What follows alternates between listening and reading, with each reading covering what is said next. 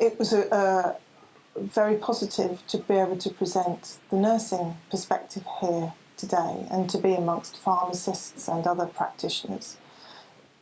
Quite often the nursing role, and particularly the questions that we often receive in the college about how nurses can use complementary or alternative therapies to support patient care, is something that's not widely considered. So today was really helpful in terms of hearing people's thoughts and the discussions that were had.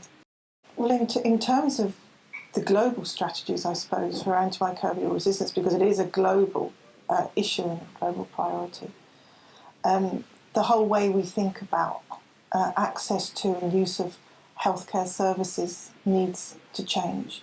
So the ways that we approach or decide when we need to access healthcare, how we look after ourselves, perhaps alternatives to reaching for traditionally medicines that we would buy over the counter or get from doctors, that needs to completely change, and we need a societal conversation about that.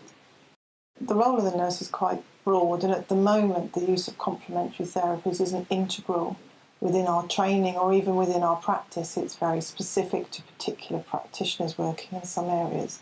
So there are opportunities in the future to look at how we embed complementary therapies as part of that holistic care.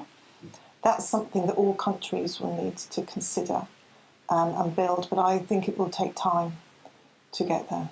What I'm aware of from my work at the Royal College is that complementary therapies and alternative medicines aren't part of our UK-wide strategy or even a regular part of nursing care. So we do have members that are very passionate about complementary therapies, so we probably need to work with them to understand perhaps what's needed to embed complementary therapies more widely than they are already.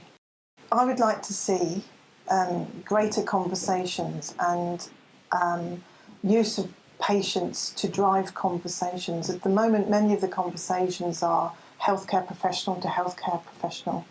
So getting better at having those conversations with patients and their representatives or their advocates and supporting them, but also using them to think about things that we wouldn't normally think about would be very helpful.